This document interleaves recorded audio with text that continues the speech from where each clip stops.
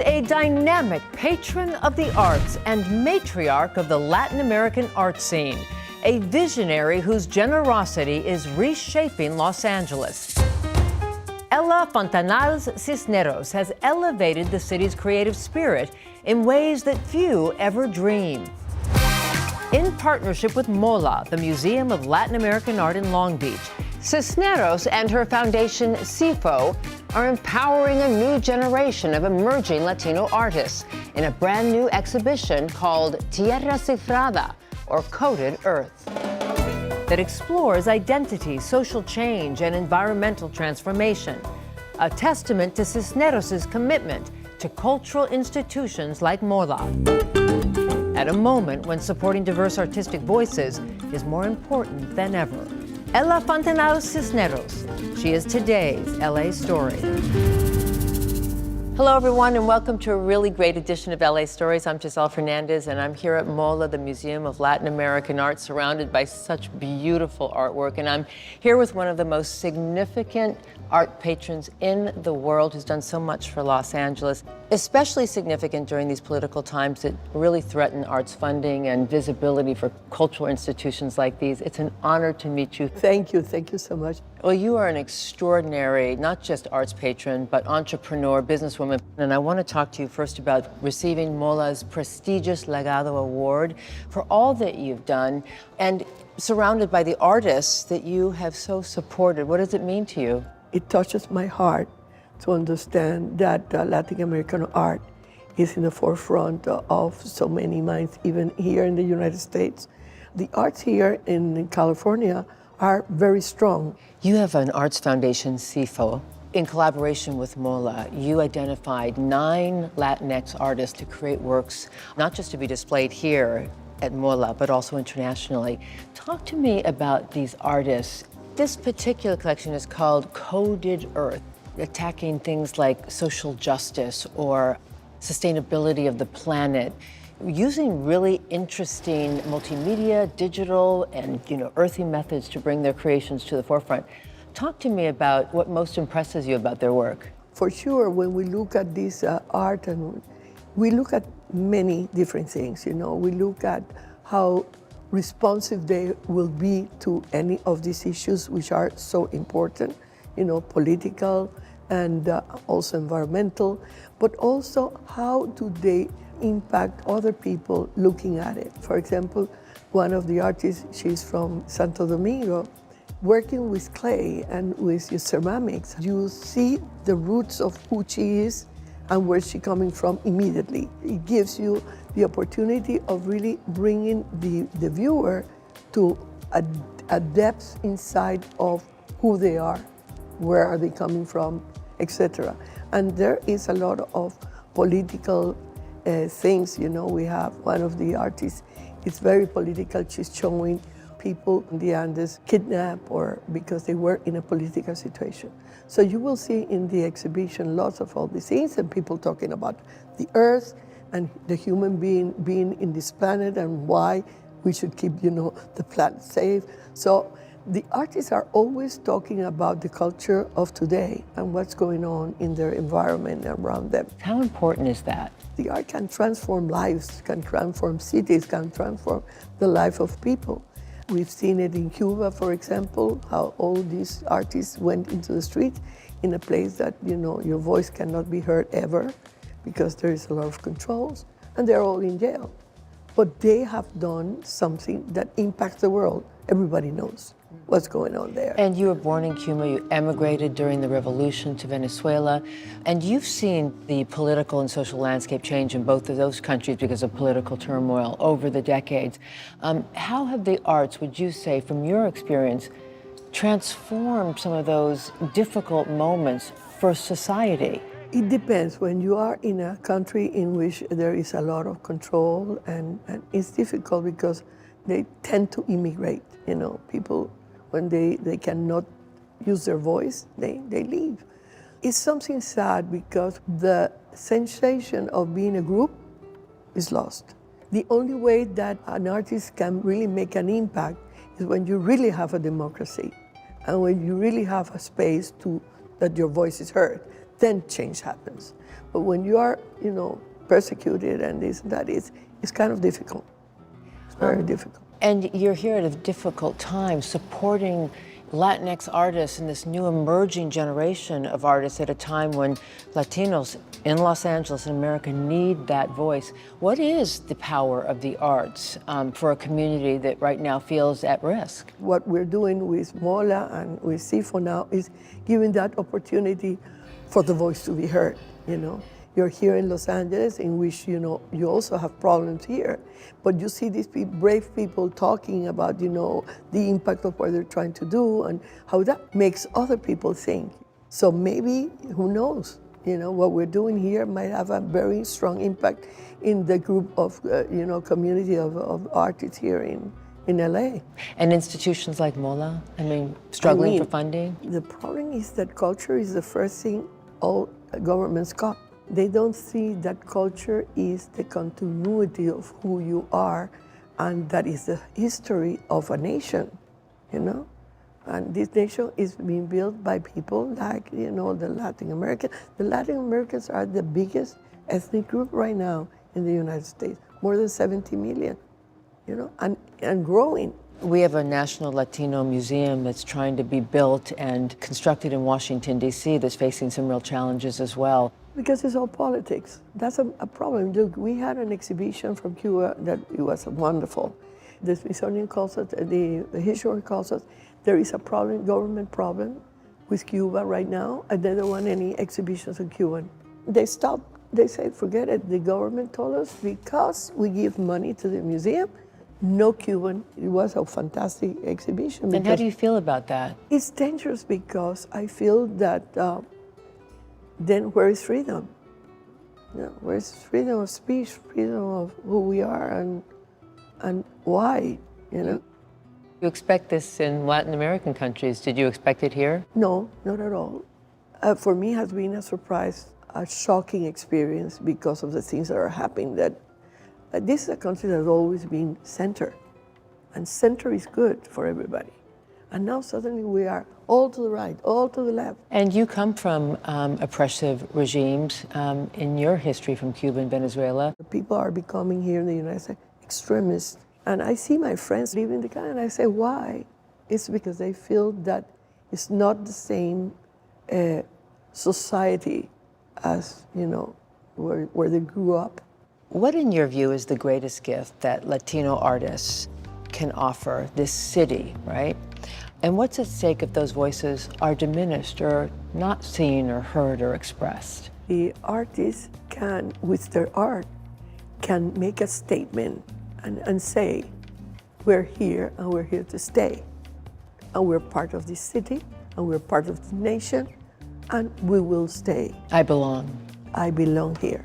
When people come to you and say, wow, the impact you've made on me, the artist, or me, the community, because you support beautiful works of art that speak to the heart, you got emotional. That matters to you. It does. It does very much because, I do things because I'm passionate about it and it's my life. You followed your heart. Yeah. I always follow my heart. That's the journey of life, understanding that. You have built one of the most prestigious collections of Latin art, 3,000 pieces, I understand, from all over Latin America and the world. I've collected a series of different things because I wanted to learn about them. I went into abstraction because I really wanted to understand what was happening in the 50s, in the 60s, etc. Then I went into photography because it was a new media and I wanted to understand that. So each part of the collection have been really focused into what was, for me, important. These are the chapters of your life. Chapters of my life. So the collection is very personal. And if they reflect the chapters of your life, what does the collection say about you? That I've been constant, that I have not lost my light in the front. I've gone through what I think and what I believe. It has to do with me and who I have walked with. The artists, they're all people thinking on looking for the truth in the beauty.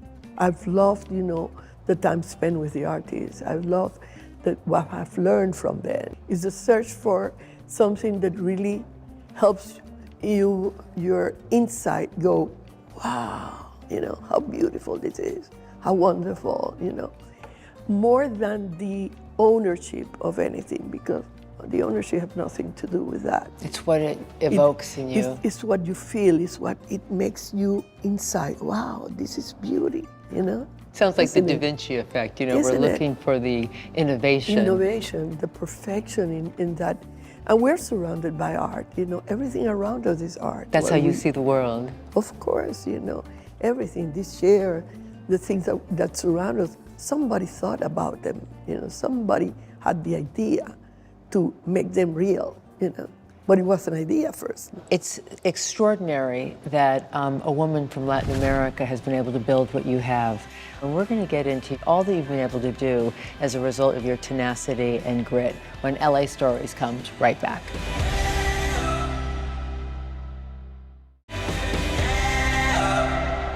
Welcome back to LA Stories, everyone. We're here at MOLAA, the Museum of Latin American Art in Long Beach, with one of the most significant arts patron in the world, Miss Ella Fontanals-Cisneros. And your story begins in Cuba during profound upheaval there during the revolution, and then you emigrated to Venezuela. How do you think those challenging times shaped your interest and your journey in art?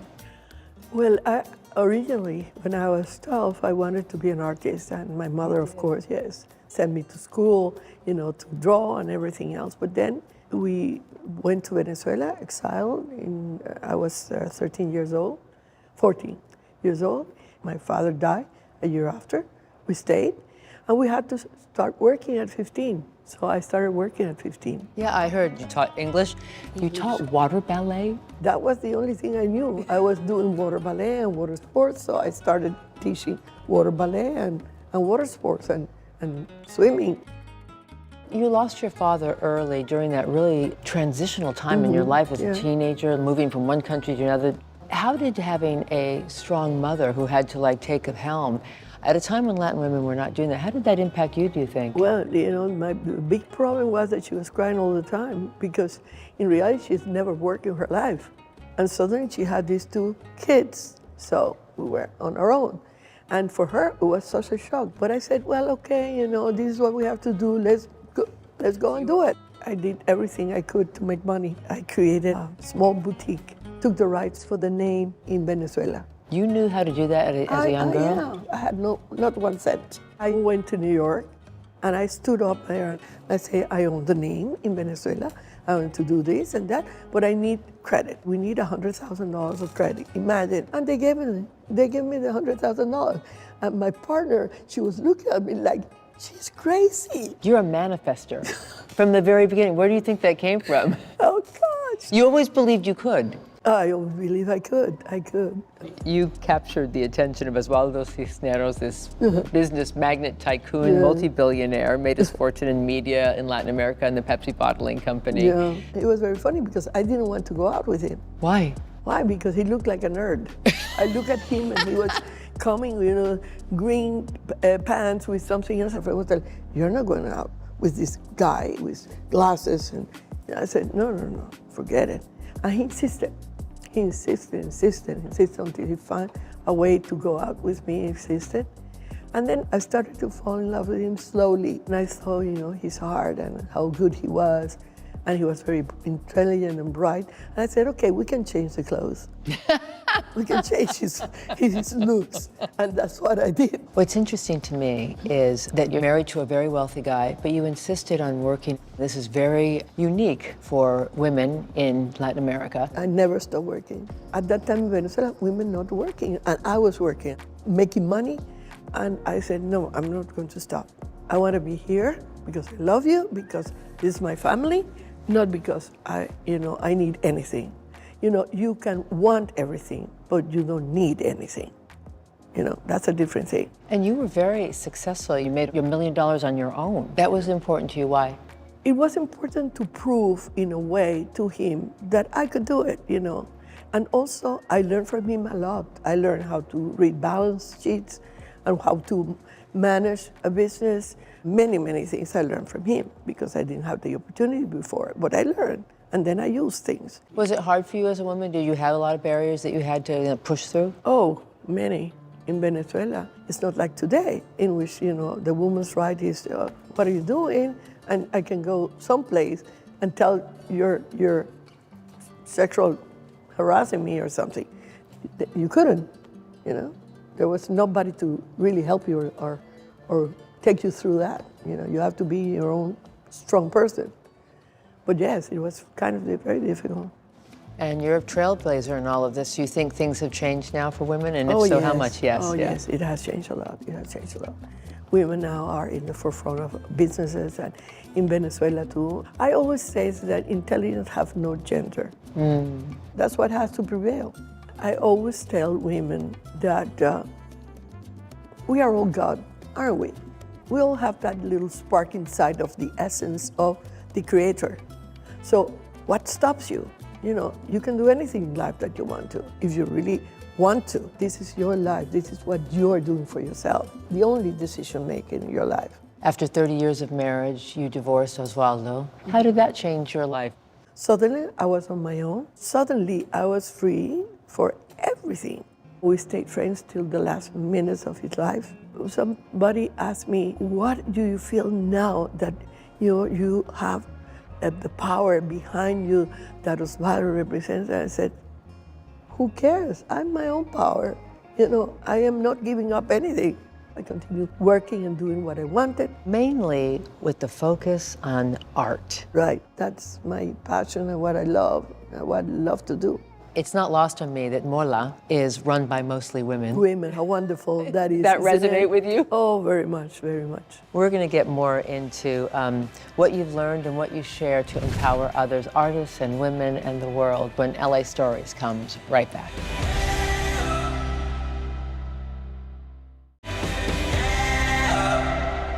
Welcome back to LA Stories, everyone. We're here with magnificent arts patron Ella Fontanals-Cisneros. When I look at a woman who is as accomplished as you, who has a passion that you want to share with the world, talk to me about what you've most learned about success and how you define it. It's kind of strange because success is a word that looks too much to the outside. Success, when you accomplish things, many things, people look at you and say, oh, she's successful, she's this, she's that. But, so many people can hear that and then still not be so happy within. And is that success? I think success is when you feel comfortable inside and you say, I've done what I have to do and I did it right, and you have that feeling inside of you.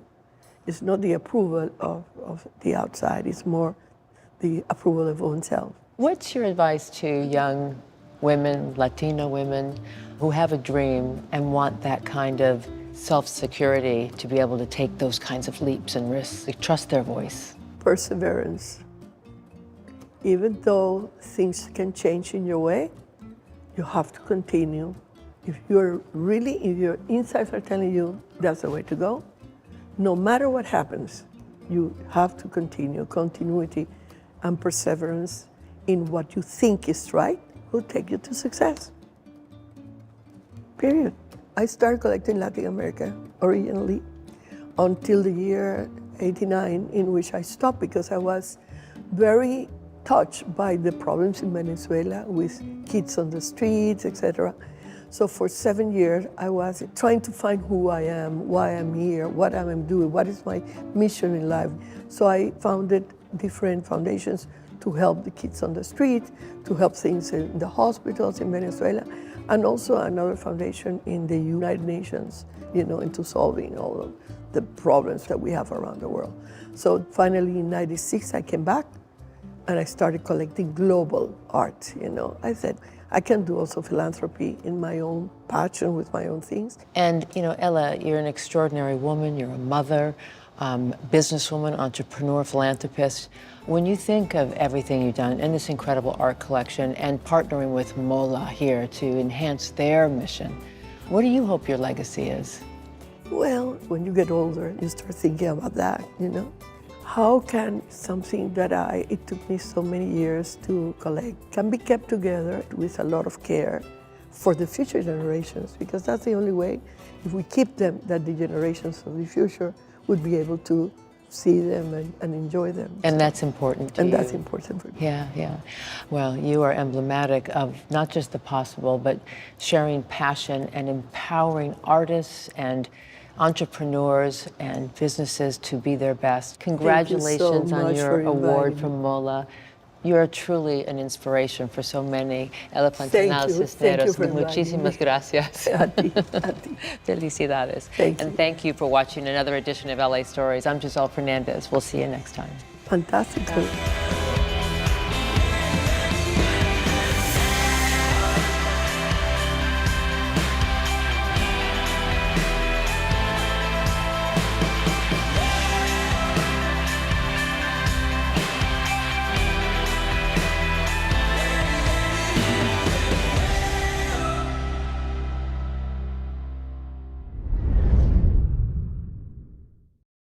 Thank you for watching our YouTube channel. For more stories in your communities, click the subscribe button right here. You can also download our app or watch us on TV for the latest information, balanced coverage, weather updates every 10 minutes, and more. We'll see you then.